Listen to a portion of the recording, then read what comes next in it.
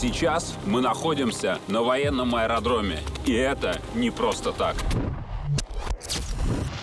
Добираться до пункта назначения мы будем на 2 реактивных истребителях. И я думаю, мировая история спорта такого еще не видела.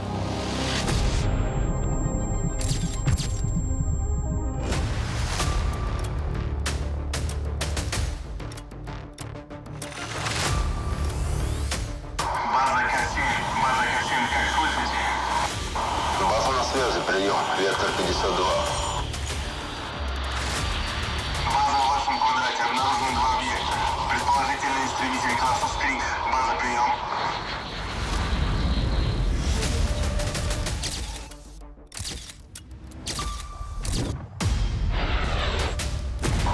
База на связи.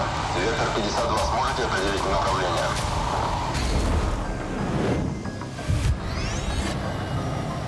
База, попробуем определить. База К-7, прием. Объекты предположительно направляются в квадрат 70М для дальнейшей посадки.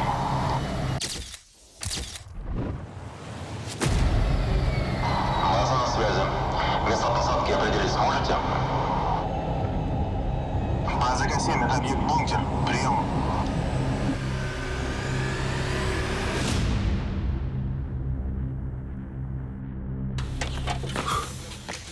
Ну что, хардкору быть? Мы на месте.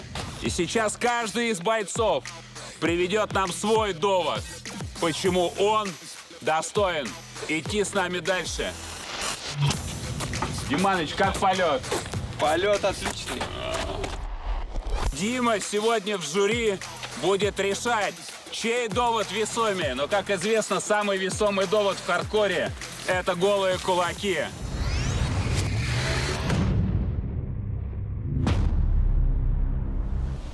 Вы готовы? Так давайте сделаем это. Вот и настало время четвертьфиналов.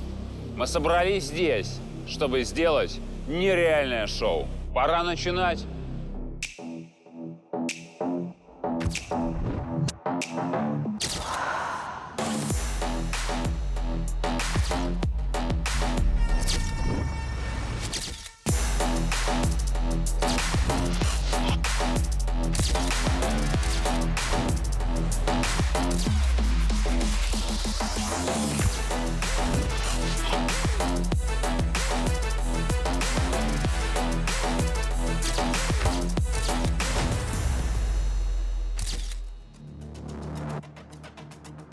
Один из этих ударов, как мы, движется вперед во времени, а другой — назад. Можешь сказать, какой куда? Ну а теперь... Почему чувство такое странное? Ты не стреляешь, ты ловишь удар. В будущем нужны люди, которым нужны мы. Есть предложение? Тебе не понравится. Проблема не во времени. Выбраться живым — вот проблема. Вы не понимаете, во что ввяжетесь, если войдете в эту дверь. Я войду, так что советы приветствуются. Что это, по-вашему? Осколки грядущей войны. Вот и настало время первой части. С вами Анатолий Сульянов, Эдуард Германский. Сегодня в этом октагоне бойцы поймут свои ошибки прошлого и создадут свое будущее. Вы можете помочь с будущим хардкора. Для этого вам нужно поставить лайк и поделиться этим видео со своими друзьями. И прямо сейчас поставить на паузу, зайти и подписаться на наш канал. Для нас это крайне важно. Все, что вы видите вокруг, происходит только благодаря вам, люди хардкора, вашим просмотрам, вашим подпискам. Это дает нам возможность делать хардкор круче и выводить его на новый мировой уровень. Сегодня съемки нашего турнира проходят по мотивам уже нашумевшего фильма «Довод» Кристофера Нолана. Но главное, что сегодня мы пройдем сквозь пространство и время. На максимальном уважении, Толя. Что происходит? Да что такое? Как это? Ой, Ну это же хардкор. Встреча жесткая. Я буду ебать в кашу. Что при... Ой! Ого!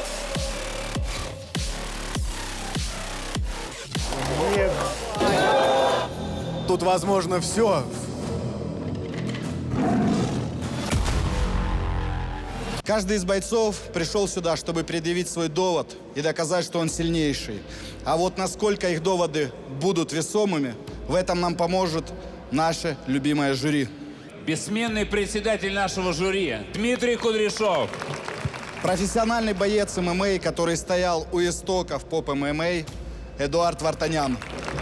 И встречайте, популярный блогер, комментаторы нашей лиги, сертифицированный летчик по полетам на истребителях и просто хороший человек Дима Гордей. Поприветствую. Комментировать доводы наших участников сегодня будут главный комментатор кулачных боев в России Роман Гришин. Поаплодируем ему. Ну а помогать ему будет отец всех фитнес-блогеров России Алексей Столяров. Приветствуем. И начнем мы сегодня с рейтинговых боев. Мы поделили бойцов, как и говорили, на 5 весовых категориях. И в 5 весовых категориях мы разыграем чемпионские пояса. И встречайте, первый бой вечера. Весовая категория до 93 килограммов. Встречаем Дауд Кельбиханов, профессиональный боксер, выигрывал Россию и международные турниры. Его прошлое состоит не только из бокса. В кулачных боях имеет 2 боя и 2 победы. Встречаем!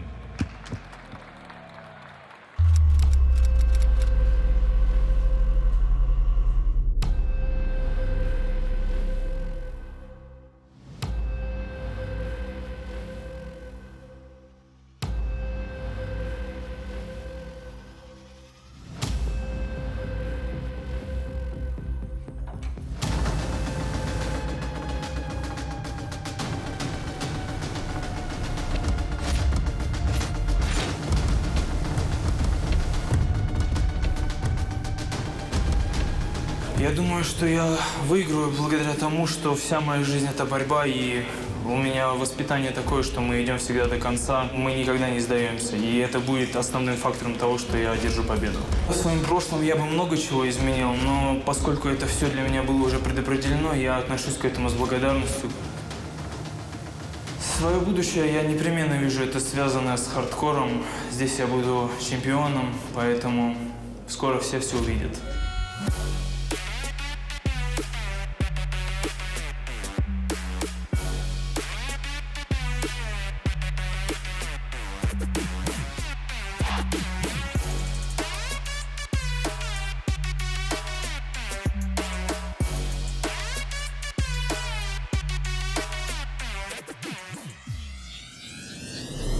Ну а противостоять Дауду сегодня будет Арутюн Самвелян. Встречаем.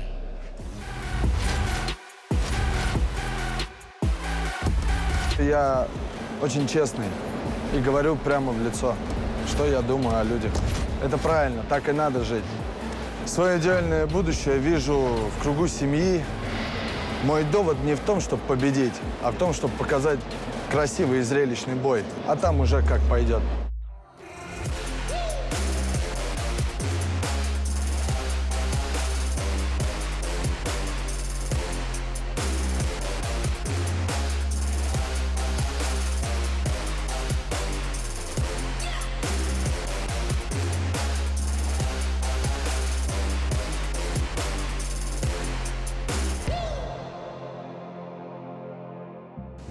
Арутюн хоть и дебютант, но он является тренером бойца хардкора имама Низамединова.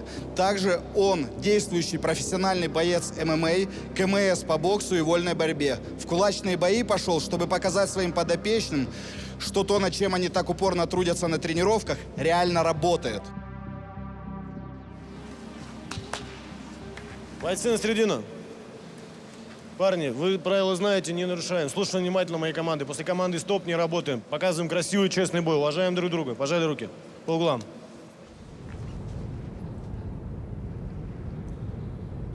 Эй, привет, люди хардкора! И сегодня у нас 1/4. Мы продолжаем. У нас сегодня крутейшая локация. Если вы только присоединились, посмотрите еще предыдущие выпуски 1/8. Там была баржа. Ну а сегодня условно назовем ангар, но ангар непростой. Ангар у нас с бизнес-джетами. Итак, мы начинаем. У нас весовая категория до 93 килограммов. Дауд Ильбиханов против Арутюна Самбеляна.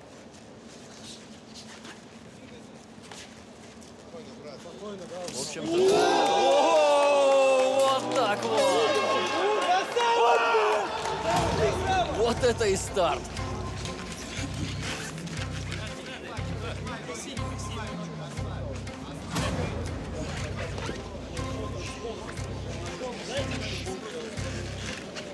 Футболку дайте мою.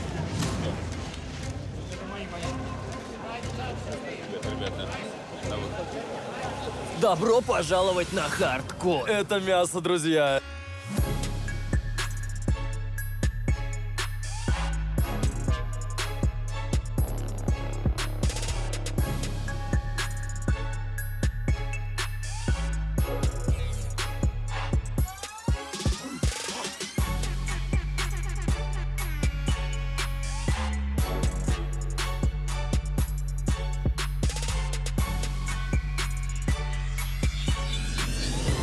Да, глубочайший нокаут надо отметить сразу же. У него взгляд потерян был прям, он вообще ничего не видит. Да, и как раз сразу же у нас представители медицинской бригады. Так что здесь, ребята, все четко. Да, в общем-то, ну вот он, Дауд Ильбиханов. То есть, по сути говоря, практически 3-0 у него становится. первая комбинация, Да. которая у него прошла, она, в общем-то, и закончилась. То Но есть, там просто без шансов он ну, свалился. видим, да, что Арутюн поднимается, да, и, в общем-то, его сейчас уводят под руки, потому что он там еще и, по всей видимости, падая, повредил себе ногу. Да, такое часто бывает, но потому что, представляете, да, то есть парни тяжелые достаточно, то есть его вырубили, и он всей своей массой, по сути говоря, обрушился вот так вниз. Вот так, стремительно и быстро мы просто, как те самые бизнес-джеты, вылетаем, врываемся в эту 1/4. Друзья, победу нокаутом на 19-й секунде одерживает Дауд Кельбиханов.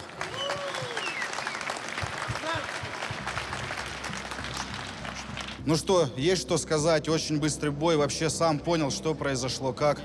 Конечно, понял. Это не какая-то случайность была, это отточенные навыки, это тренировки, это упорный труд. Ну, во-первых, хотел бы начать с благодарности. Хотел бы поблагодарить Hardcore Fighting Championship, HFC, за предоставленную возможность и подраться, и быть сейчас услышанным здесь. Спасибо большое. Слушай, ну ты показал хороший результат. Быстрый, четкий нокаут. Собираешься продолжать с нами двигаться дальше? Я здесь до конца. Я зачищу этот дивизион, я буду здесь чемпионом, даст Бог. Спасибо тебе за бой.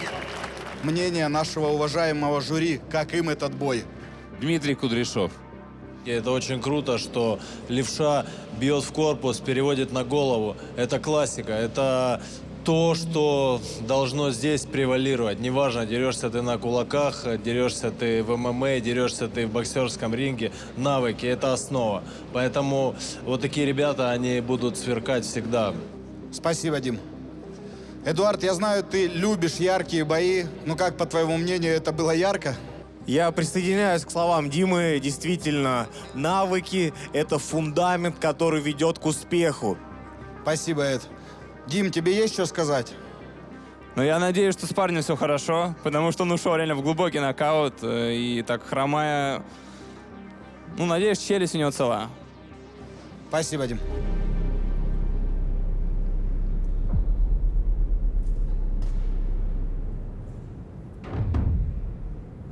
Ну а мы едем дальше и приглашаем Абубакара Кросса Сулейманова. Да, ребята сейчас ядерные бомбы будут метать друг другу в голову.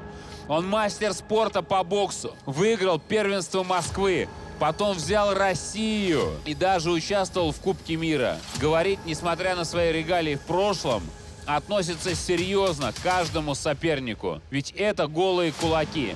Самый непредсказуемый вид спорта. И одно жесткое попадание может навсегда изменить твое будущее. Встречаем Абубакар Сулейманов.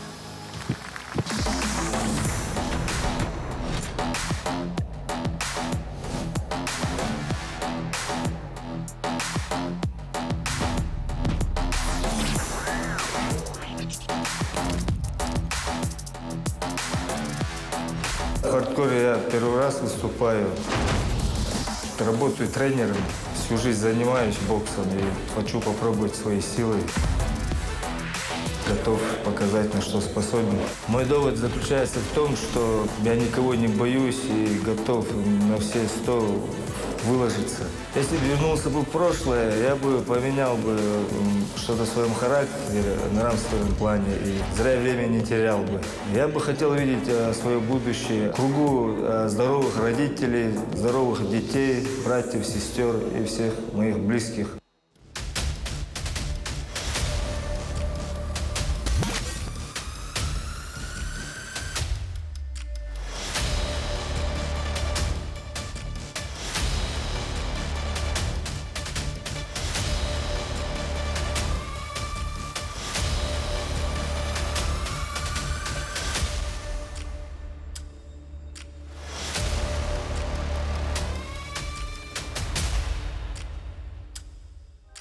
Ну а его соперником сегодня является Камиль Магомедов. Боец из Дагестана. Не верит в удачу и талант, потому что они всегда проигрывают дисциплине и упорству.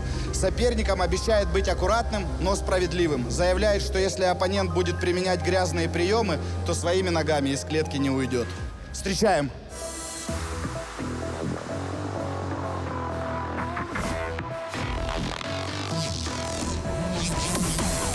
Решил попробовать себя. Здесь у меня друзья дрались.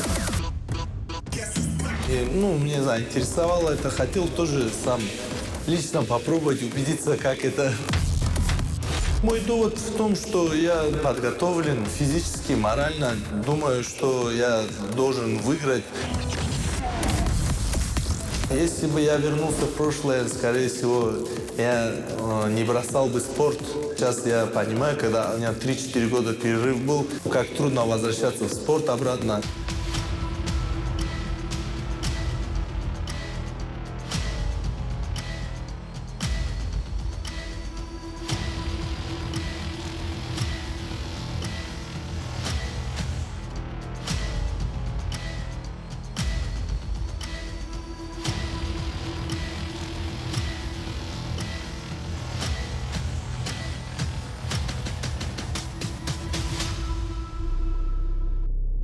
Рефери в октагоне Александр Сидорин. Бойцы на центр ринга. Парни, вы профессионалы, правила знаем, не нарушаем. Слушаем внимательно мои команды. После команды «Стоп» не работаем. Уважаем друг друга, показываем красивый и честный бой. Пожали руки по углам.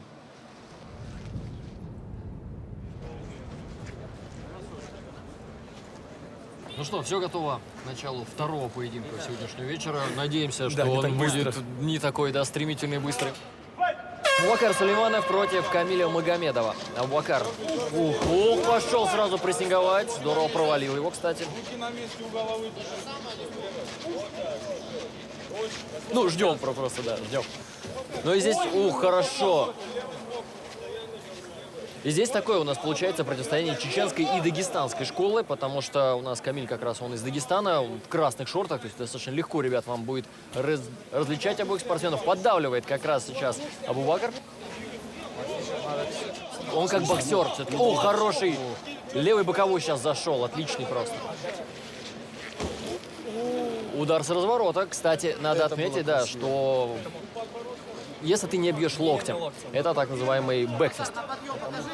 То есть в классическом боксе бэкфиста бить нельзя, но в боях без перчаток можно. Столкновение головами. Что такое? Кровь пошла. Столкнулись головами, да, и говорили, что канвас сегодня очень скользкий, поэтому иногда вот такие вот моменты будут возникать. Но вот рассечение, которое Камиль сейчас получил, оно не критичное, потому что это волосистая часть головы, ну, редко очень останавливает, потому что ключевой момент, то есть когда это веко повреждено, либо какая-то очень серьезная сечка, да, там в районе, собственно говоря, глаза, когда... Это тоже будет заливать, но она для здоровья не столь критична, как, например, повреждение века, потому что век ты не замажешь. Но вот сейчас будет очень обидно, если Камиля Магомедова снимут. Из-за крови, да? Ну, из-за рассечения, да. Но чаще всего из-за рассечения вот в этой области не снимают. Но здесь все всегда все на усмотрение доктора.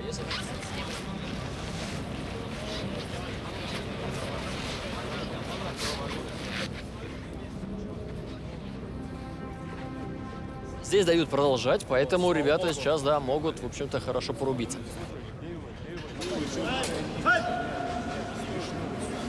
Ну что, смотрим далее. Поддавливает Абубакар. Кстати, ох, хорошо. С джебом, со смещением. Одиночный левый.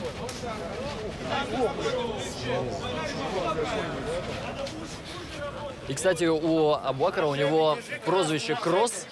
И как раз кросс – это перекрестный удар справа через руку, от которого сейчас он пытался и донести.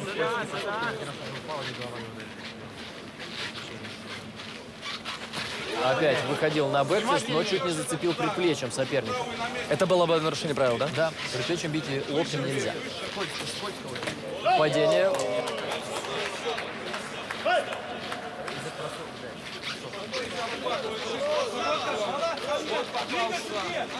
Неудобно, надо разбиться.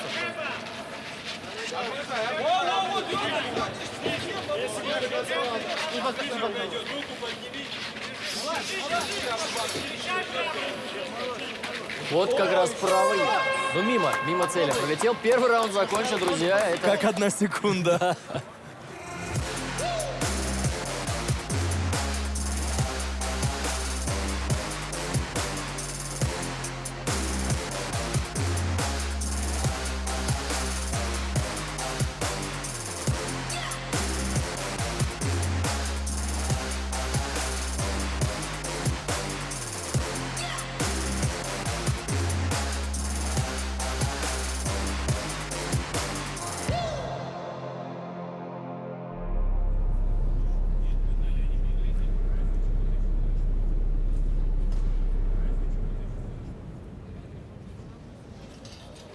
Что, у нас второй раунд. Движемся дальше. Регламент, кстати, всех поединков сегодня 3 раунда по 2 минуты. По-прежнему Сулейманов старается действовать первым номером. И смещается очень неплохо Камиль, надо отметить. И вот ответочка. 2 удара сразу навстречу. Выцеливает сейчас под одиночный справа Абубакар. Но добивать нельзя, да, тут есть еще такая привычка. Иногда он отсчитывает сейчас Магомедову.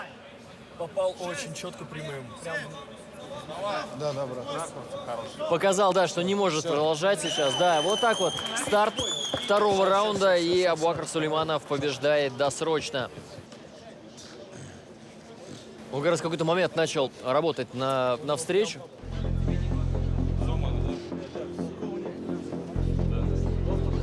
Ну хорошо, молодцы, подрались хорошо, да?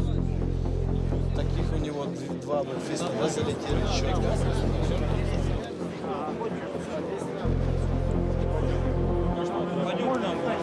Не, молодец вообще, оба красавчики.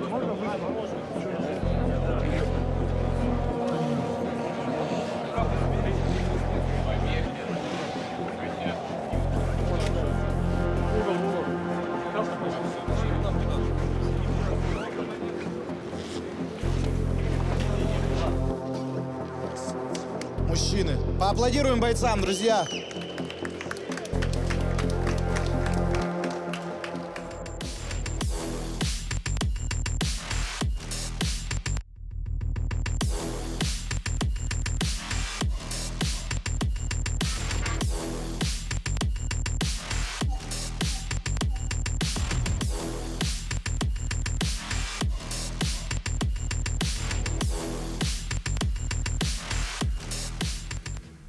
На 28-й секунде второго раунда нокаутом победу одерживает Абубакар «Кросс» Сулейманов.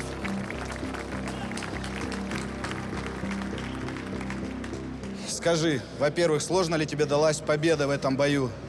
Ну, в первую очередь хочу поблагодарить своего соперника. Очень хороший, достойный соперник. Вот скажу честно, обувь очень скользкая.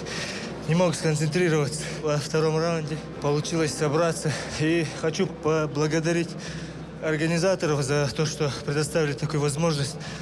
Ну ты скажи, ты после этого боя тяжелого, но хорошего, собираешься продолжить карьеру в кулачных боях и остаться с нами? Очень хочу. Как минимум 10 боев провести, если мне здоровье позволит.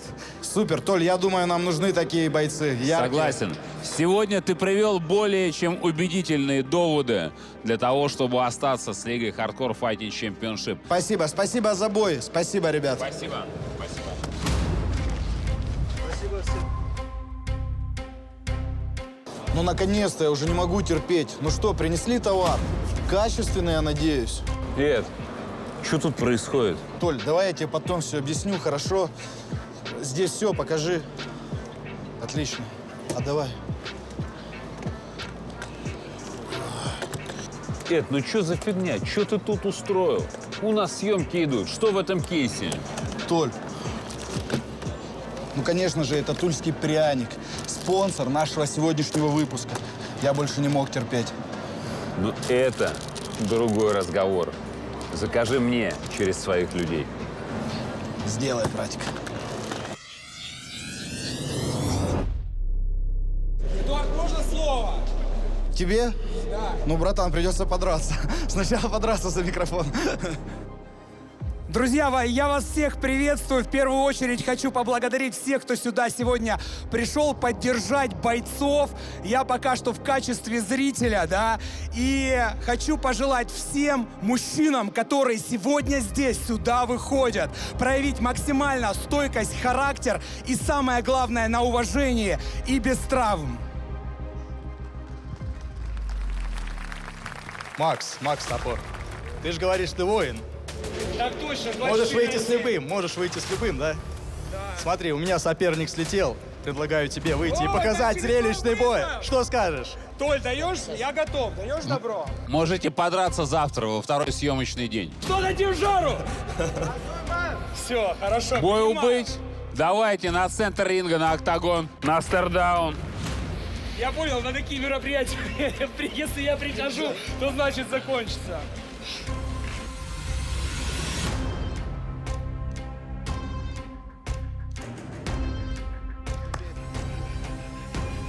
А я смотрю, у нас здесь коллекция ООО «Античершанбе» уже такая. Тренер, ты все пропустил. Твоего бойца вызвали на бой, и без тебя уже дали добро, да. Значит, будем готовиться и драться. Проблема только в том, что у вас нет времени готовиться, бой завтра. Топи до конца уже, Макс, топи. Понял.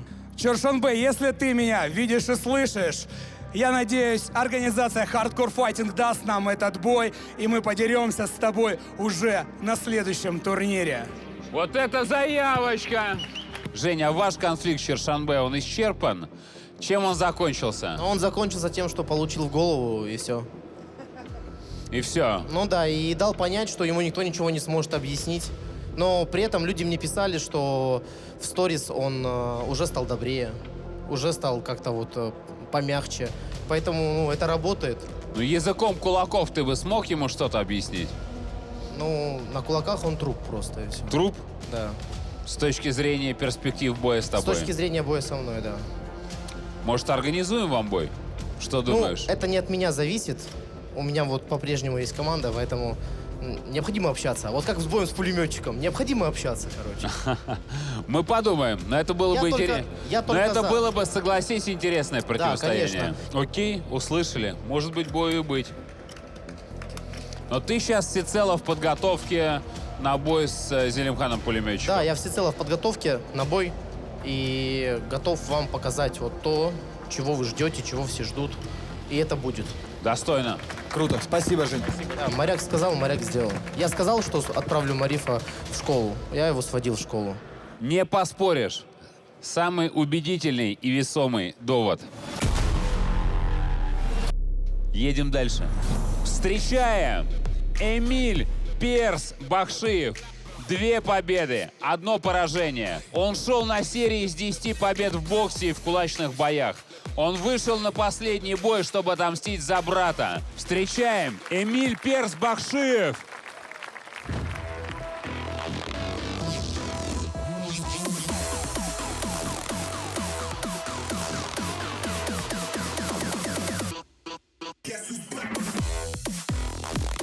Довод только один. Я проигрался в последний бой. И для меня это было позорное поражение. Я бы абсолютно ничего не поменял бы, потому что все мои ошибки прошлого сделали из меня сейчас того, кем я являюсь. Свое будущее я вижу очень ярко. Лас-Вегас, Нью-Йорк, Мэдисон Сквер Гарден. Нужно просто пахать сейчас и стараться добиться своего. Я здесь, чтобы наводить красоту. Эмиль вернется и покажет очень красивый бой. Все пацаны мечтают о разном. Кто-то о крутой тачке, кто-то о том, чтобы красивая девочка была рядом. Ну а кто-то, чтобы на кармане всегда был кэш. Надежным партнером которого является компания OneWin. Именно благодаря ей мы можем добиваться самых высоких целей. Эксклюзивно OneWin открыл линию на легендарный реванш моряка и пулеметчика. OneWin – это моментальная регистрация в один клик, удобное мобильное приложение, огромный выбор событий и игр. OneWin. Верь в свою мечту.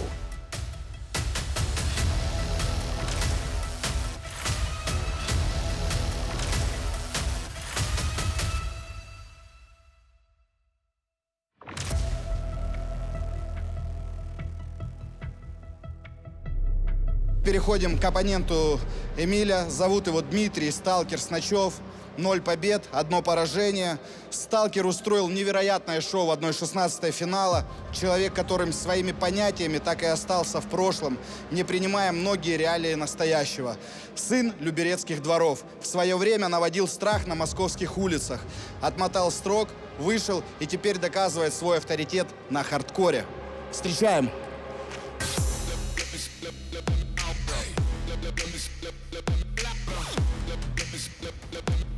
Довод, то, что тренировался, готовился, хочу выйти, показать, чему успел научиться за этот промежуток времени. И хочу выйти соперникам, показать именно красивый такой жесткий бой. В первую очередь хочу добиться именно успеха в спорте. После выступления на хардкоре проанализировал свой бой, начал готовиться, учитывал все свои ошибки. Соответственно, этот бой, который будет бой лучше. У нас своя жизненная дорога, и мы по ней идем прямо. Возвращаться и что-то менять я не собираюсь в своей жизни. Мы не опускаем руки, мы идем вперед и будем добиваться успехов.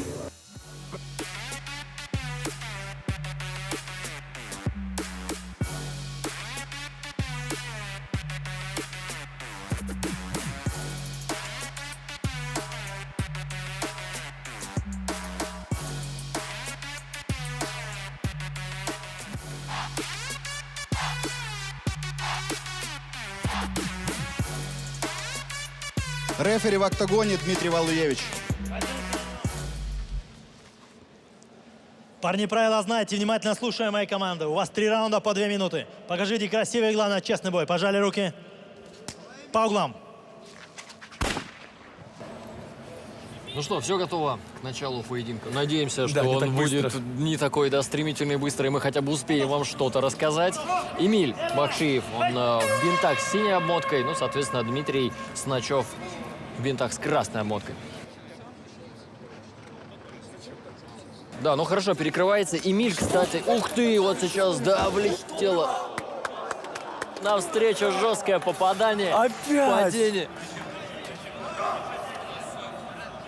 Леш, ну знаешь, что я тебе скажу? Что ты происходит? отличный талисман, в общем-то, для хардкора, потому что Как у нас это? второй поединок заканчивается просто стремительно.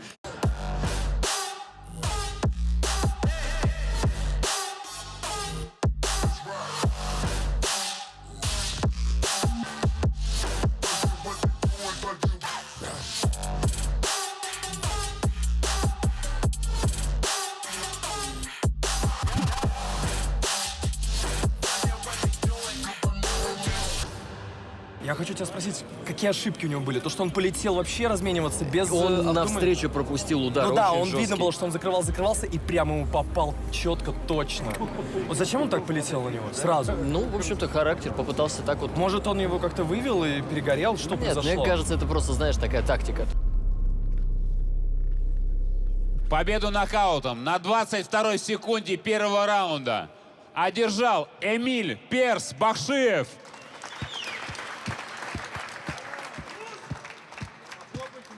Молодцы. Мужчины, молодцы. Скажи, пожалуйста, откуда в тебе в первых секундах раунда появилось столько рвения лететь вперед? И причем, честно скажу, лететь вперед бездумно, с опущенными руками, головой вперед. Вот кто заложил тебе такую тактику на этот бой? Я полетел, потому что руки опустил, а так-то планировал, что руки выше будут, поэтому проиграл, да, признаю, из-за чего проиграл, руки опустил, вот, пожалуйста, удар, все. Готовился, тренировался, думаю, выйду, покажу лучший результат намного. На будущие бои изменишь подход к своей подготовке? Спасибо тебе за бой, береги себя на будущее. Мужчина. Ну что, Эмиль, ты выбыл у нас из гонки за миллион, но есть ли у тебя в планах, например, посоревноваться во втором сезоне? Всем привет. Для начала я хочу передать привет всем тем, кто начал сомневаться в моих силах после моего поражения, моего первого поражения на хардкоре. И в последнее время на меня льется хейт очень сильный. Меня обвиняют в том, что я предатель. Но я вот что хочу сказать. Клуб, за который я выступаю, является интернациональным. Мы вся большая семья. И на вопрос, за кого я, грубо говоря, топлю в этой войне, я отвечаю только одно – за сторону мира. Слишком много смертей уже произошло, ребят. Поверьте мне, вы не того человека обвиняете. Я не хочу этой войны. Это точка. Спасибо, Эмиль. Дим, пожалуйста, свои эмоции. Это было ярко. И опять же, я здесь говорю, что это навыки. Человек умеет боксировать. Хотя в прошлый раз мы видели, как оппонент дрался с профессиональным боксером и за счет своего напора побеждал. Здесь, думал, тоже пройдет то же самое. Но бои не прощают ошибок. Поэтому нужно держать руки выше и всегда сохранять фокус. Эд, хотелось бы услышать тебя, твои эмоции. Ну, это тот случай, когда точность бьет силу, а тайминг бьет скорость. И тот напор, который хотел оказать соперник Эмиля, он напоролся на именно отточенные навыки технические. Поэтому победил навык. Спасибо. Андрей, пожалуйста. Да, добрый вечер, друзья. Ну, что можно сказать? Хардкор по-прежнему, не сбавляя оборотов, полностью оправдывает свое название. Здесь все серьезно, здесь все жестко, никто не шутит. Здесь нокауты, здесь ломаются кости, льется кровь. И тем не менее, да, что приятно осознавать, что бойцы по отношению друг к другу не имеют агрессии вне клетки. И здесь действительно территория мира, территория интернациональная абсолютно. В общем, накал сумасшедший, хардкор красавцы, не сбавляем обороты. Спасибо, спасибо, Андрей. Мы Hardcore Fighting. Уверенно движемся к своим целям. И в этом нам помогает наш надежный партнер – легковые шины мирового уровня Viatti, которые адаптированы к любым дорожным и климатическим условиям. Они сохраняют отличное сцепные свойства в любую погоду, обеспечивают комфорт, безопасность и уверенность на дороге. Viatti – надежные шины для хардкорных дорог. Ну что, а мы едем дальше. Супер тяжелые веса. Сейчас мы увидим бой двух супер тяжеловесов. Опасность этой категории заключается в том, что одно точное попадание голым кулаком может напрочь лишить тебя любого будущего. Пожелаем спортсменам быть аккуратнее в настоящем и пригласим их в октагон. Итак, первым в эту клетку выходит Разим Мусаев. представитель одного из самых жестких стилей карате Киокушинкай. С уважением относится к прошлому своего стиля и хотел бы вернуться в то время, чтобы посмотреть, как все начиналось. Говорит, что к своему черному поясу собирается добавить пояс чемпиона лиги Hardcore Fighting. Приветствуем!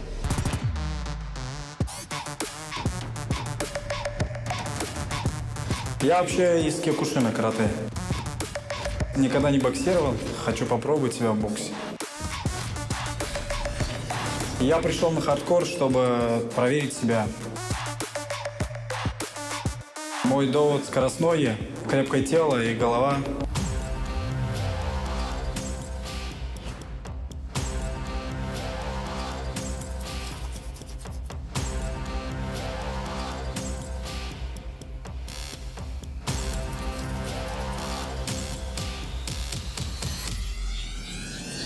Друзья, ну а следующим в октагон я хочу пригласить полюбившегося нам после боя на барже супертяжеловеса Тимура Витязя Слащинина.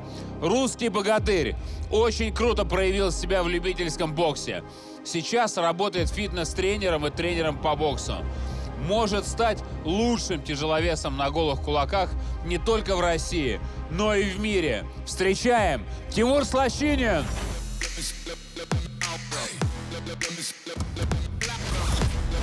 Мой довод заключается в том, что я хочу показать то, что я номер один в тяжах. Чтобы пройти дальше и биться за чемпионский пояс и быть на вершине рейтинга. У меня хорошее прошлое, я бы его повторил еще не один раз. Будем делать дальше еще лучше.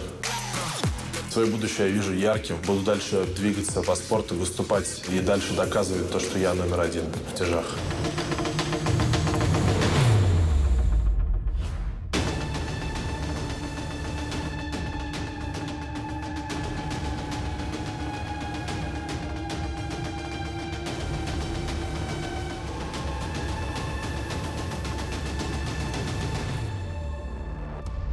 Рефери в октагоне Александр Сидорин.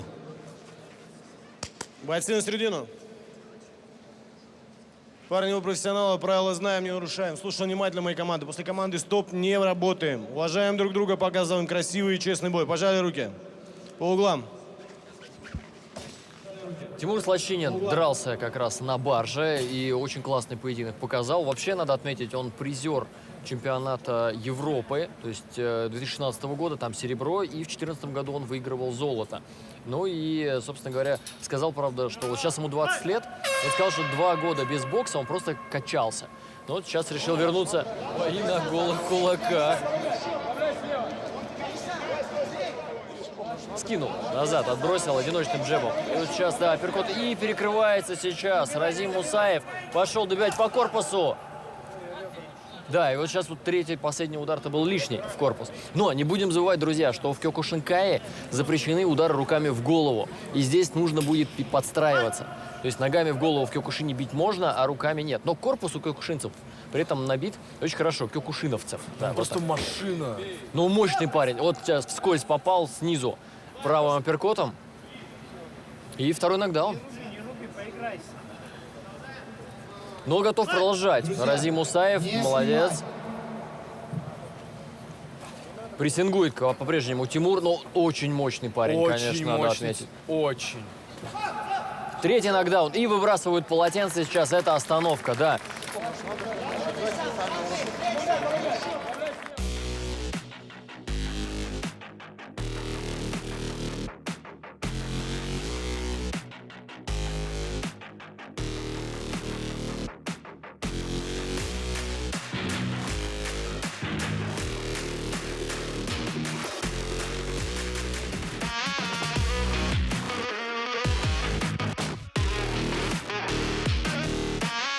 На 52-й секунде первого раунда нокаутом победу одерживает Тимур Витязь Слащинин.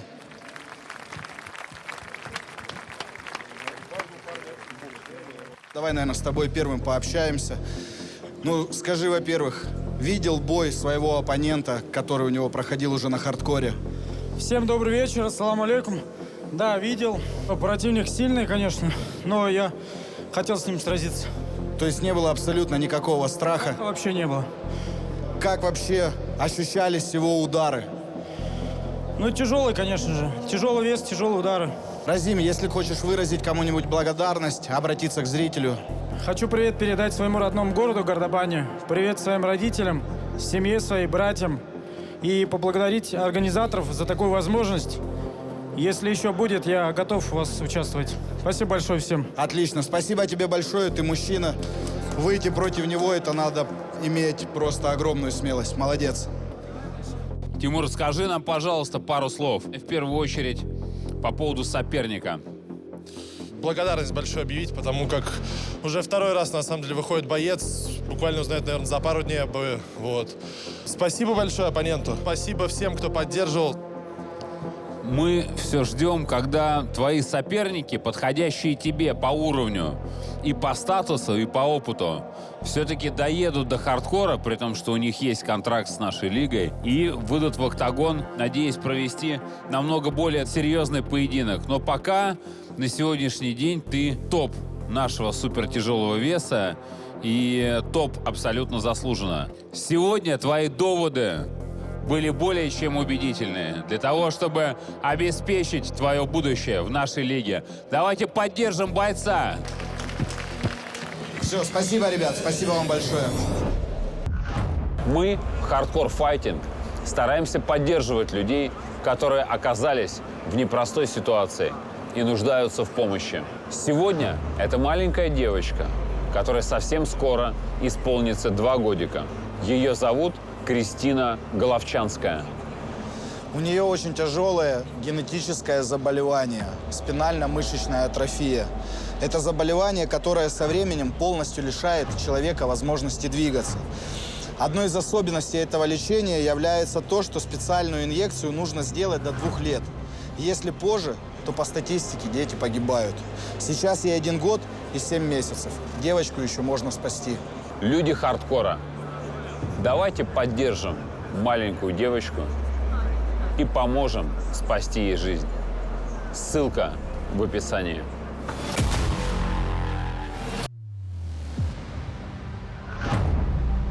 Ну что ж, мы подошли к самому грандиозному событию этого вечера. Это 1/4 финала, Толя. Давайте перенесемся в прошлое. Отборы.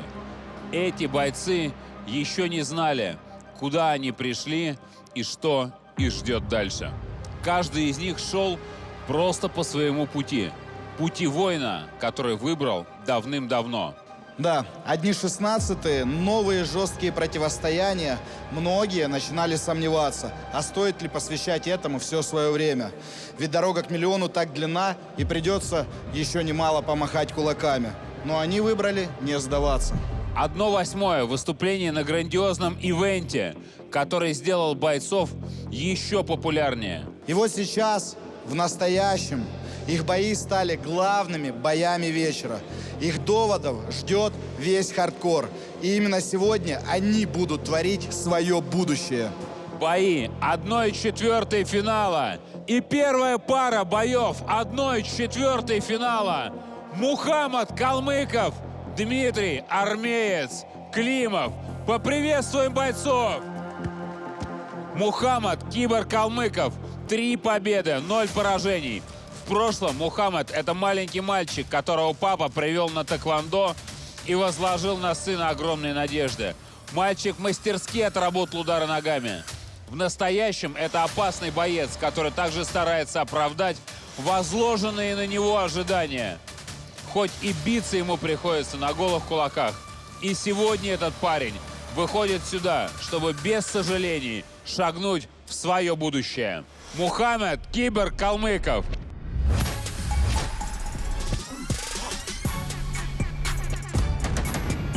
Спорт непредсказуем на голых кулаках особенно. Можно пропустить 1 удар и все. Довода никакого нет, я выхожу и свое дело делаю. Все. Если бы я вернулся в прошлое, по мелочи поменял, быть немножко получше, не совершать тех ошибок, да, поумнее. Я бы хотел представлять свой народ, доказать, чего стоил черкесский дух. Я далеко не пример для подражания, но я бы хотел, чтобы мой народ гордился.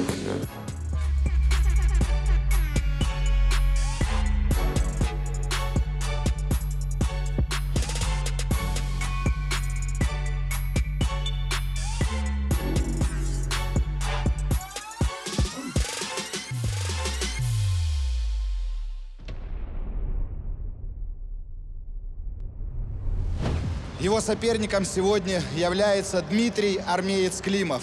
Также 3 победы и 0 поражений. Боец с очень юным лицом, но довольно с брутальным характером. В прошлом его часто считали явным андердогом, а он на морально-волевых просто вырывал себе победу и дошел до 1/4 финала. Сегодня ему тоже далеко не все пророчат триумф, но его дух по-прежнему с ним. Встречаем Дмитрий «Армеец» Климов!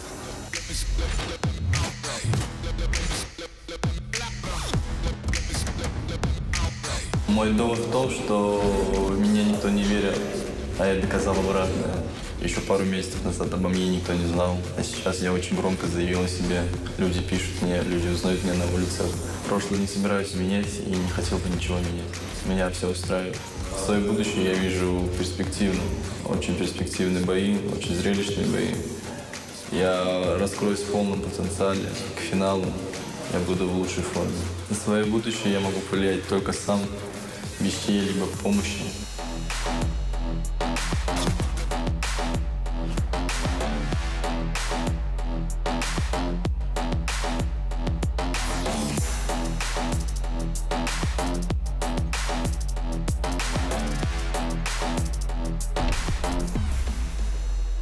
Рефери в октагоне Дмитрий Валуевич. Бойцы на середину. Парни, правила знаете, внимательно слушаем мою команду. У вас 3 раунда по 2 минуты. Покажите красивый и, главное, честный бой. Пожали руки по углам. Ну что, друзья, у нас рейтинговые поединки подошли к концу. Было все очень быстро и брутально, надо отметить. Ну Друзья, и сейчас поддержим у нас начало наших бойцов. той самой 1/4 гран-при. Парни, которые бьются за миллион. Мухаммед Калмыков против Дмитрия Климова. То есть, если по прозвищам, то у нас Киборг против Армейца. И, кстати, надо отметить, что Дмитрий Климов, он же армеец, он один из немногих спортсменов, который здесь боксирует в боях без перчаток, но при этом он вся в штанах. Я редко его видел в шорт. Я, честно признаюсь, я ждал этот бой, потому что ребята действительно очень крутые и максимально разные, мне кажется. Оба, друзья, напомню вам, непобежденные, 3-0 у каждого. Вот проскальзывает, да, вот видите, как мешает, в общем-то, здесь настил скользкий. Дмитрию упереться ногами, чтобы наносить удары и в том числе уходить. Ну и как внимательный Мухаммед. Навстречу неплохо. Он 2 раза уже, мне кажется, попал.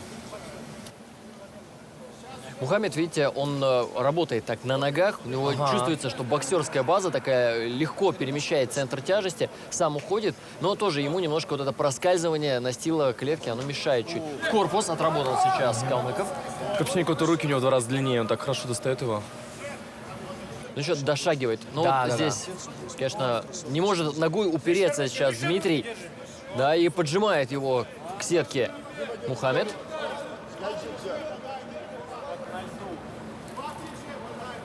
Одиночный.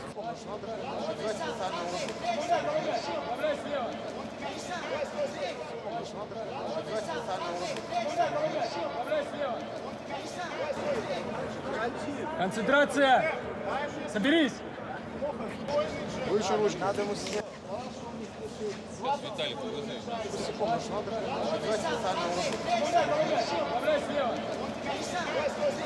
Если ему по кайфу скользит. Ощущение, вот армеец даже удар не может нанести из-за того, что скользит. Вот падение, но здесь падение не после удара как раз, да, это просто, опять-таки, от того, что подскользнулись. Отступает назад, с на ближней дистанции не отрабатывает Мухаммед, опять проваливается и так вот в клинч вяжется сейчас Дмитрий Климов. И так вот вместе с сиреной такой бросок получился у Мухаммеда.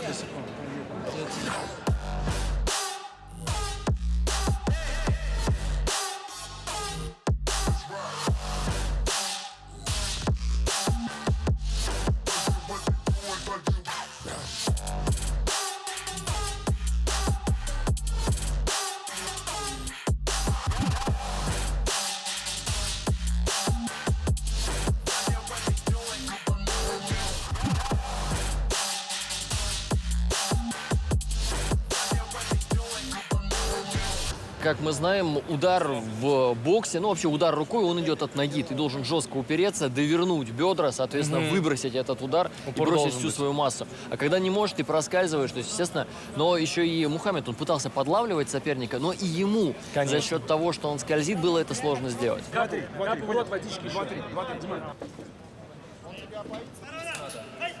Итак, второй раунд. Климов против Калмыкова. И посмотрим, возымеет ли успех как раз тот тюнинг кроссовок армейца. Хорошо держит на джебе. Да. На расстоянии держится. Ой, ловит. Вот, да, одиночный справа. Кстати, обратите внимание, Климов как раз работает в стойке левши. То есть и сейчас хорошо отрабатывает навстречу. Второй раунд он гораздо увереннее начал, армеец. Это стоит заметить. Очень уверенно его ловит. Но здесь как раз и ожидалось больше тактическое противостояние. Ух, попал! Хорошо провалил сейчас Мухаммед соперника, зацепил. Попадает пальцем в глаз, попал Дмитрий.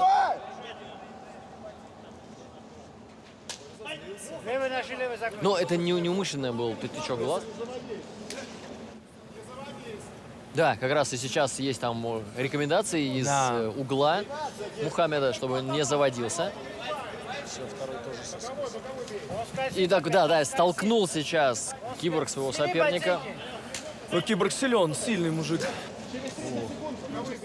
Ну и здесь, как я уже начал говорить, да, мы ожидали тактического противостояния. Хорошо по корпусу попал сейчас Климов, буквально вколачивает своего соперника он в сетку. И вот на это, кстати, Мухаммед разозлился побольше, чем на тычок в глаз. Киборг видно, что гораздо физически сильнее, чем армеец. Гораздо прям. Сейчас на сближении хороший слева в корпус. Такой не очень плотный удар у Мухаммеда зашел. И пытается армеец поддавливать. Армеец неплох. Ух, встретил одиночный справа. О, еще.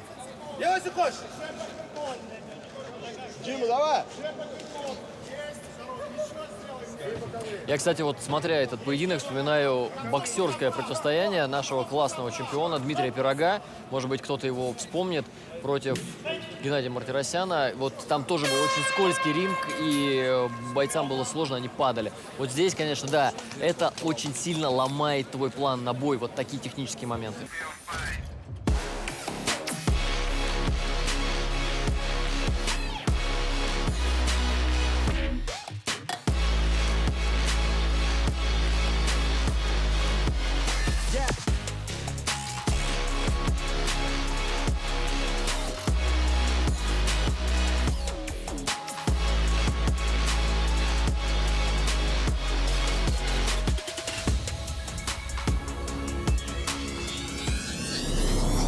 Здорово отрабатывает Дима Климов навстречу. Он как классический левша, то есть он тянет соперника на себя и как раз проваливая его пробивает. Но и в свою очередь Мухаммед тоже пользуется тем моментом, что если Дмитрий пробивает удар и не попадает, тут же летит какая-то серия в ответ. Переодел кроссовки. Надеюсь, в размер попали, а то он будет с поджатыми пальцами боксировать. Это тоже неудобно. Но смотрим. Третий раунд, друзья. Ну давай, армеец, вопреки всему. Сталкивает соперника. А это разрешено так делать? Сбивать руку можно, да.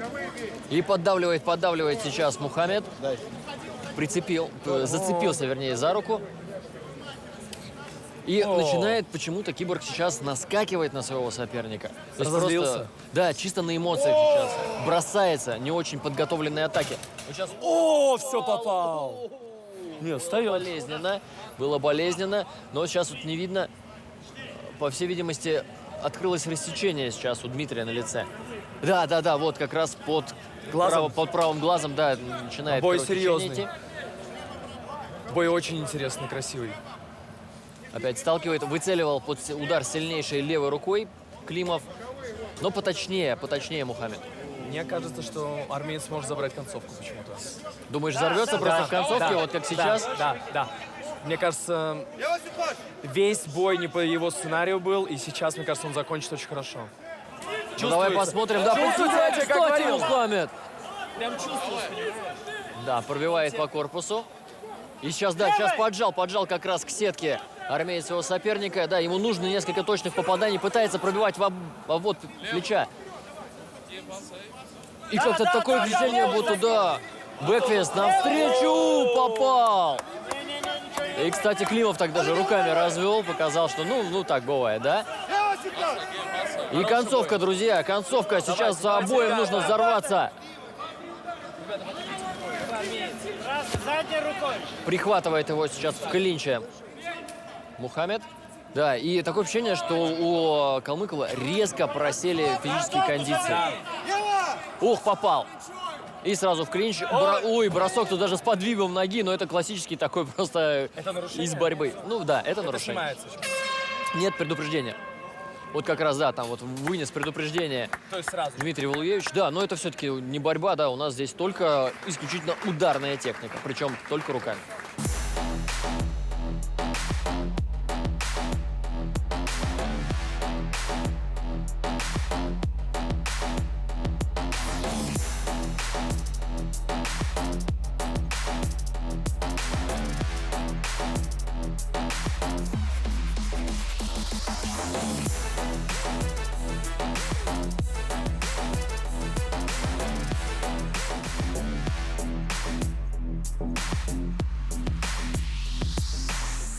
Мне очень бы хотелось, чтобы дали бы еще один Экстра раунд. раунд. Кстати, я думаю, очень многие с тобой согласятся. Да, потому что бой действительно равных соперников, и очень круто армеец себя проявил прямо в конце. Киборг давил его весь бой, кроме третьего раунда. Вот, кстати, как только поменяли кроссовки, у Климова, да, все более-менее наладилось. Но еще не будем забывать, что вот на наш такой субъективный взгляд Мухаммед как-то просел физически. То есть к третьему раунду, может быть, перегорел где-то. Может, попал как-то он ему удачно. То есть армеец, может, попал как-то? Ну, теперь все дело в руках судей. Да, в общем-то, давайте послушаем. Победу в данном бою единогласным решением судей одерживает Калмыков Мухаммед.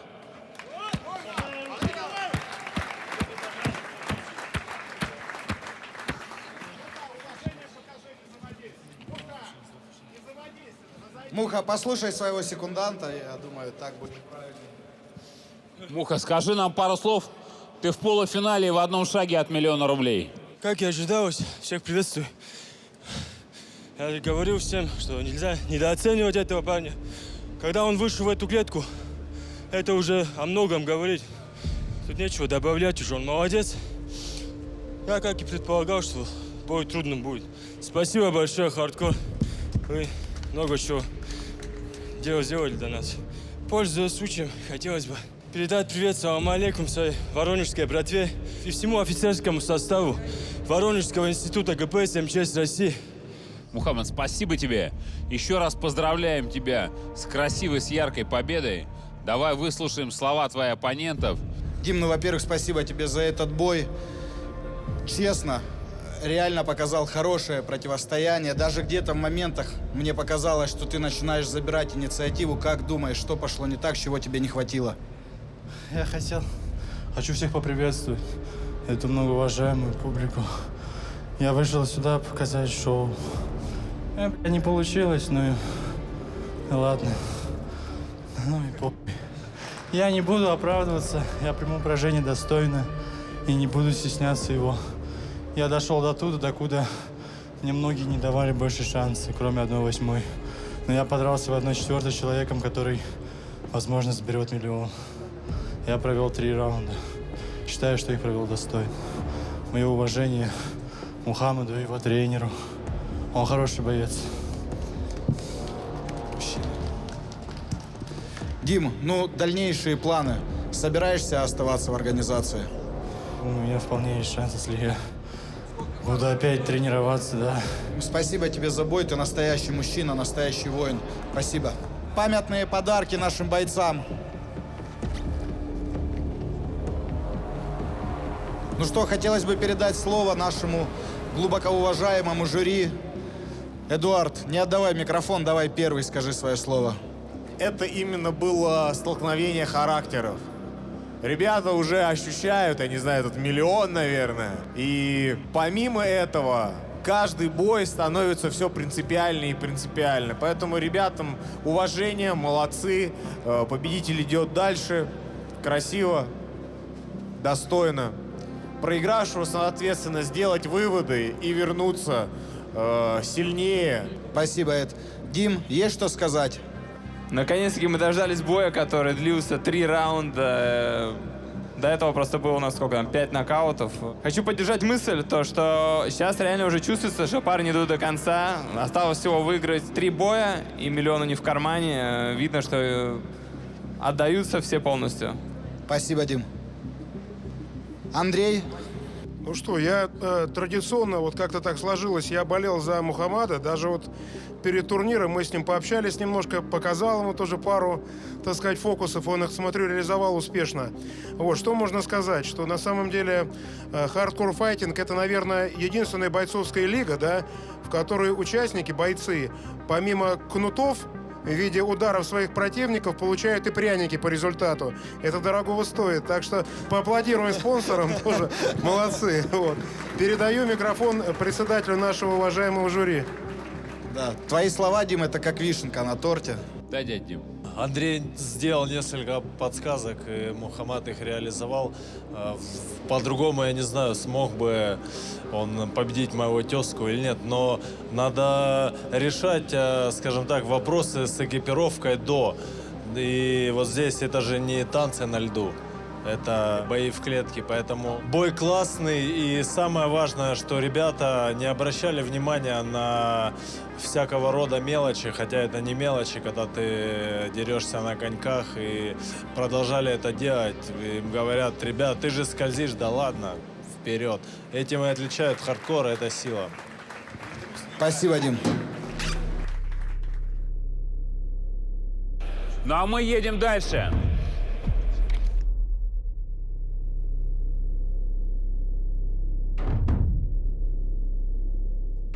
Друзья, ну что, а мы переходим к главному бою этого вечера. Тимур Никулин против Грачика Саакяна. Главный хулиган и трэш-токер лиги хардкор против самого интеллигентного, немногословного и воспитанного бойца нашей лиги. А первым мы хотим пригласить в октагон Тимура Архангела Никулина. 3 победы, 0 поражений. Встречаем, Тимур Никулин!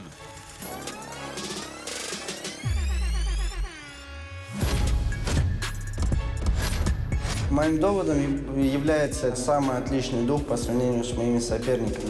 Да, если у меня нет техники, да, у меня нет тактики, но я возьму их всех духом. Если бы я вернулся в прошлое, скорее всего, я бы поставил все свои деньги на свои победы в OneBam. Пока я не стану мультибрендовым и мультимиллиардером, я не хочу заводить семью. В своем будущем я вижу то, что я еду на Майбахе по Садово-Кудринскому кольцу и с пачками денег, а рядом сидит достойная моя королева. Потому что у короля должна быть своя королева. Я сделаю все возможное, а именно я сперва заберу этот пояс, а потом заберу второй пояс. Я буду ебать в кашу.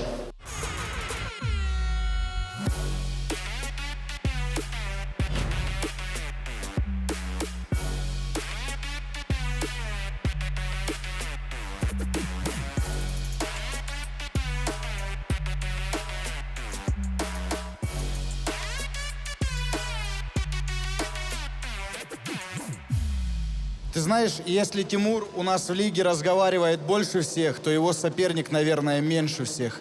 Они просто как инь-янь. Соперник его — это Грачик Кобра Саакян. Также 3 победы, 0 поражений. Тихий, спокойный боец, который предпочитает доказывать все делом, а не словом. Говорит, что хайп ему ни к чему, и лучше тратить время не на трэш-ток, а на тренировки, чтобы уверенно выигрывать болтунов. Хочет победить в чемпионате не ради славы. Когда он закрывает глаза и представляет будущее, то видите чемпионский пояс, а то, как помогает материально своей семье. Приветствуем, Грачик Саакян.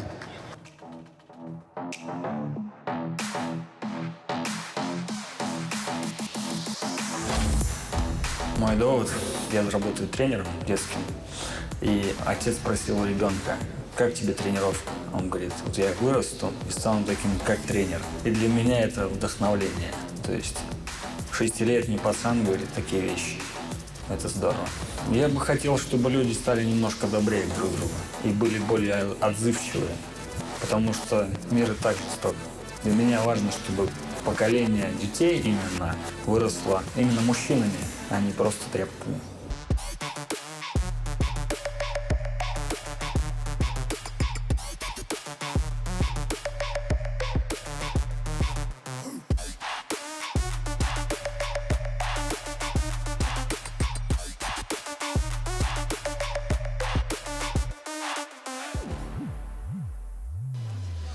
Рефери в октагоне Александр Сидорин.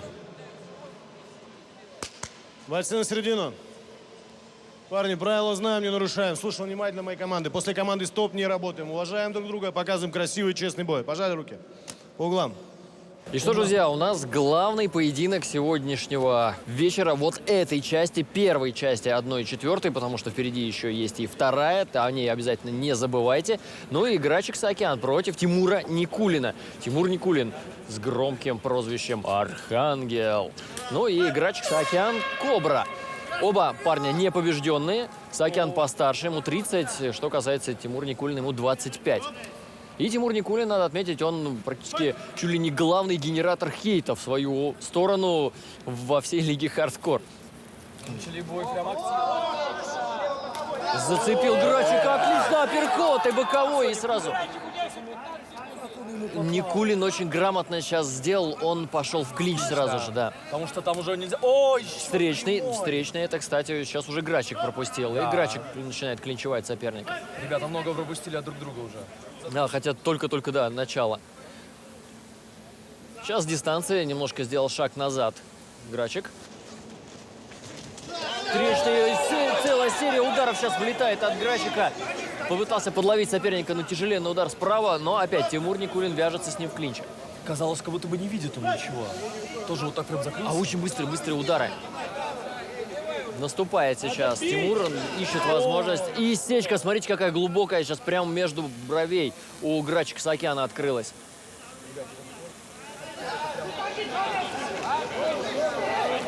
На отходе, причем очень хорошо Кобра сейчас пробил одиночку. И выцеливает с точностью. Также у Грачика все здорово. Опять столкновение головами сейчас было. И подталкивает Тимур как раз. И с точностью тоже я хочу закончить мысль. У Грачика здорово. Он четко в подбородок старается выцеливать свои удары. Но он хочет бой закончить досрочно, я так понимаю. Логично, почему бы нет? Опять клинч. То есть здесь после каждой атаки сейчас парни вяжутся в клинче. Подошел, кстати... Это идет от Никулина, кстати говоря. Ну и Грачик тоже периодически. Вот, то есть у них, когда Никулин стартует, идет прессингует, да, то есть Грачик принимает. Если Грачик идет вперед, то он, в свою очередь, заталкивает соперника ближе к сетке.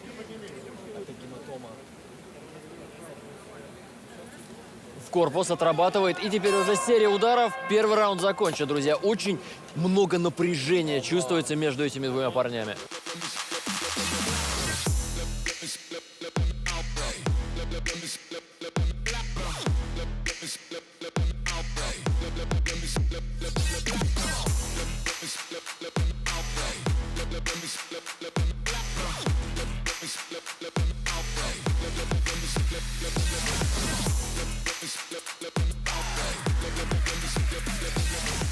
Очень неприятная сечка. Кстати, работает сейчас Катман. И здесь, друзья, надо отметить, работает команда катманов Дмитрия Лучникова. Это лучший катман России вообще. И вся его команда — это уже показатель статуса и показатель бренда, друзья. Это очень круто. Это круто. Это прям уровень. Так, все готово. Начало второго раунда. Смотрим далее. Это прям война какая-то. Новое рассечение, что ли, открылось? Не-не-не, туда же. Туда же все бьет. В рассечение бьет Никулин. Тимур, работай! По-моему, мне кажется, новое, потому что одно было ближе к переносице, а второе сейчас наверху. Вот сейчас врача вызывают, потому что сечка более глубокая. Я только не хочу ни в коем случае, чтобы бой этот прекратился из-за сечки. По травме, да, не хочется.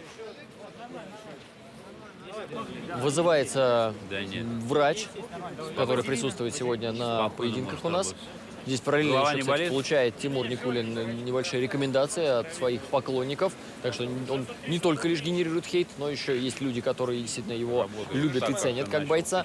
Кстати, на барже оба сражались. Грачик Саакян победил Фируза Юсупова единогласным решением судей. Нет, не единогласным.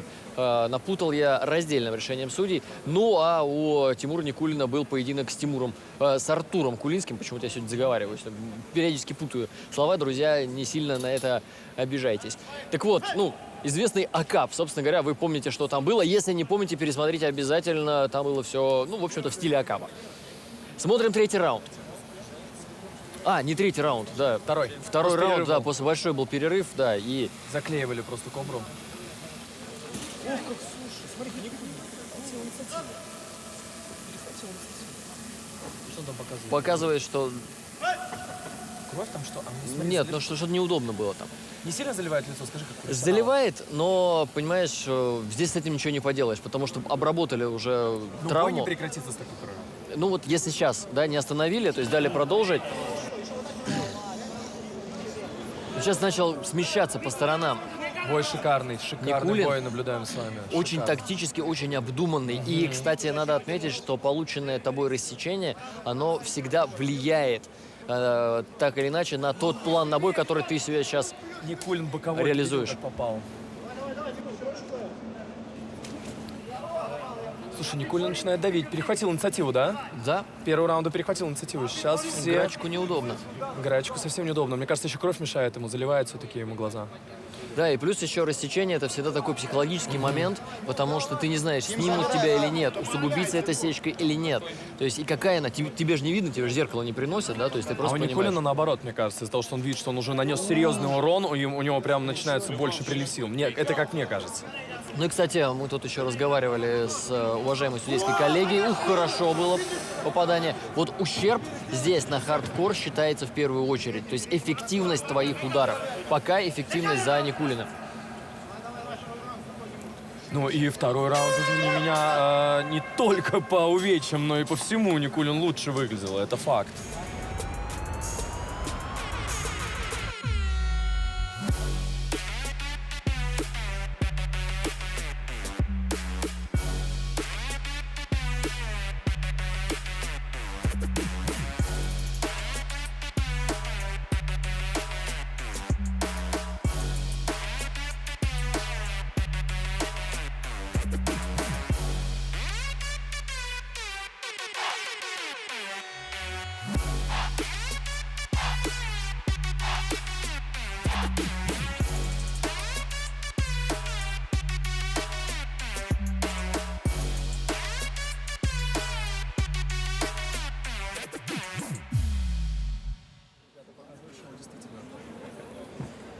Все подписчики, мы видим действительно настоящее шоу. Ну, Тимур как раз, кстати, совсем недавно себя сам короновал. Сказал, что он я король боев без перчаток, я король хардкора. Ну, там, правда, сразу замес начался. Смело, конечно. Да, то есть там, в общем-то, целая толпа людей вылетела, которая почему-то оказалась оскорбленной этими словами. Но, в общем-то, всякое бывает. Ладно, друзья, смотрим третий раунд. Грач Ксакян против Тимура Никулина. Архангел против Кобры. Красиво, Архангел. О, апперкот, неприятный Грачик пропустил. Слушай, ну боковой в ответ сразу же. Ну, старается сейчас Ксакян работать навстречу.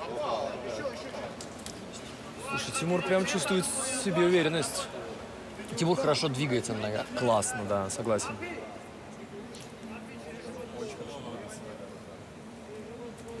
Пока так старается на джебе Саакян держать соперника. А помнишь первый раунд, как Саакян его... Поддавливал, хорошо поддавливал. А сейчас уже джебами отбивается. Кстати, в первом раунде было много клинчей, а сейчас второй, вот начало, середина даже третьего, и клинчей практически нет. Да даже не то, что практически, вообще нет. Мне кажется, опасаются уже друг друга соперники. Но стараются работать наверняка, Да, потому что здесь да. каждый понимает, что цена ошибки очень-очень велика. Эмоции немного подугасли, и начинается уже размеренный бой.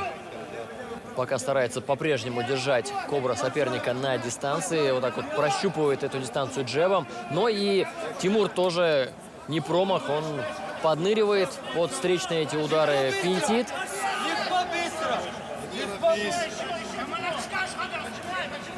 И вот отличная комбинация заходит у Архангела.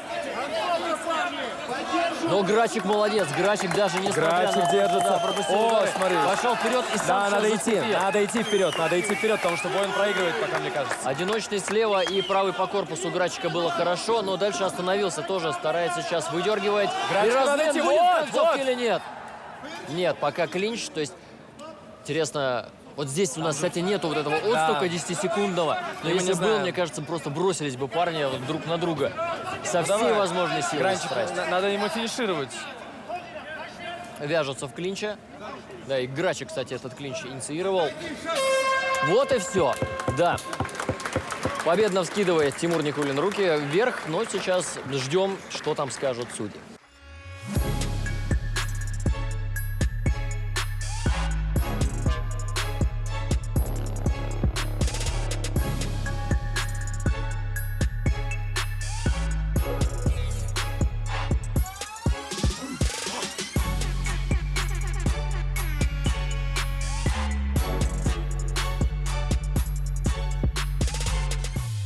Но сейчас мы узнаем, как судьи все определили, и тогда уже все будет Шикарный понятно. бой. Шикарный бой.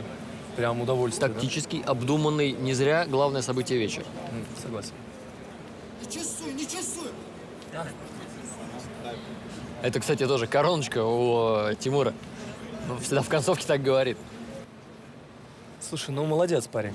Ну что ж, да, и сейчас как раз чей-то нолик в графе поражений будет стерт, Изменен, потому да. что два парня у нас с рекордом 3-0 выступали, и это было круто.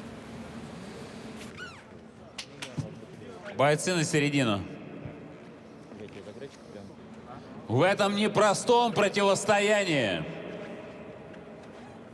в главном бою вечера, победу большинством судейских голосов одерживает Никулин Тимур.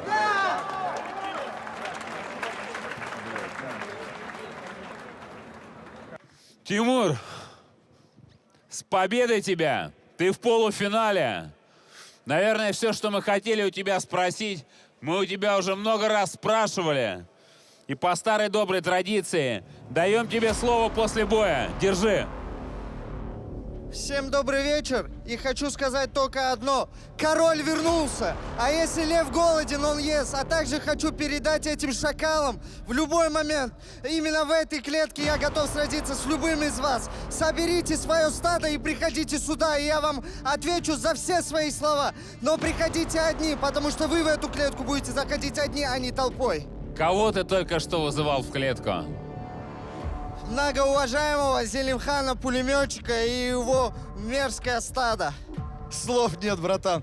Газанул по полной. Я думаю, там все скажут за нас. Давай пообщаемся с Грачиком. Грачик, спасибо за бой. Как сам думаешь, что пошло не так? Ты очень хорошо начал, очень уверенно, работал хорошо по этажам.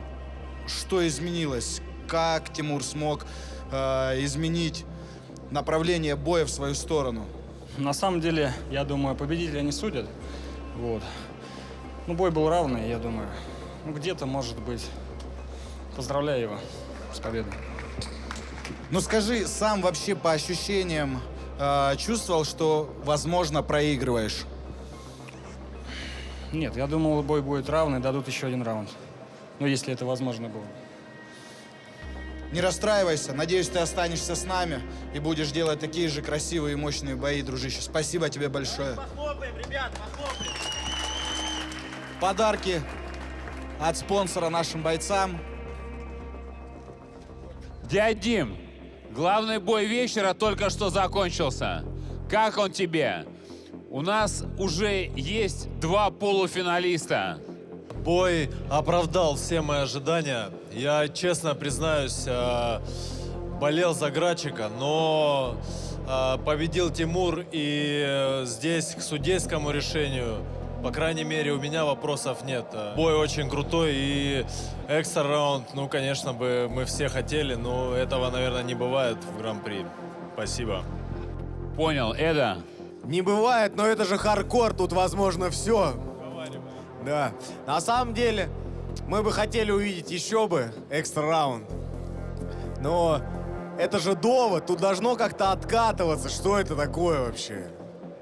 Мы хотим увидеть это. Поэтому решайте. Если бойцы готовы, я думаю, да.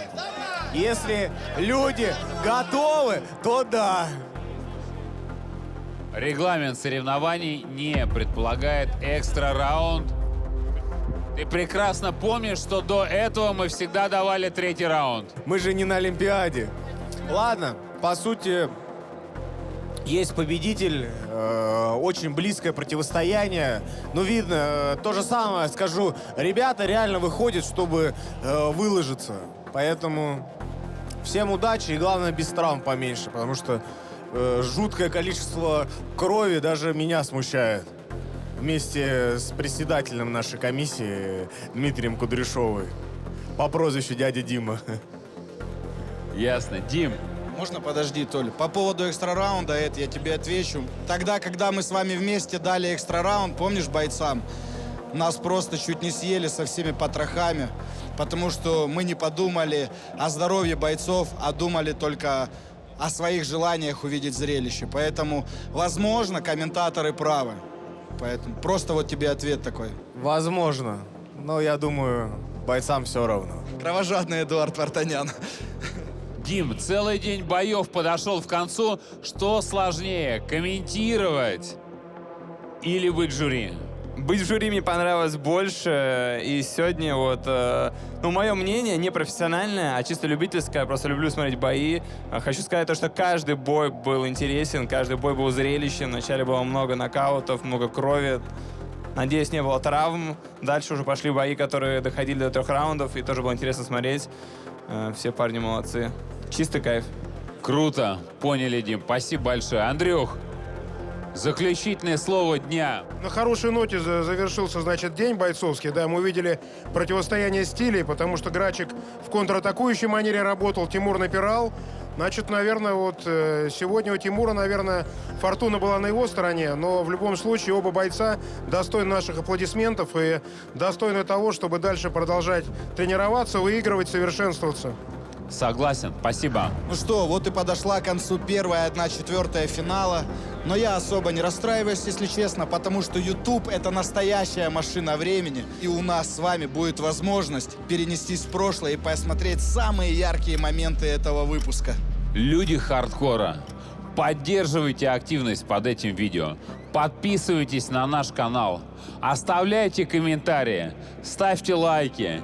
Дизлайки, если не понравилось. Колокольчик. И будьте с нами.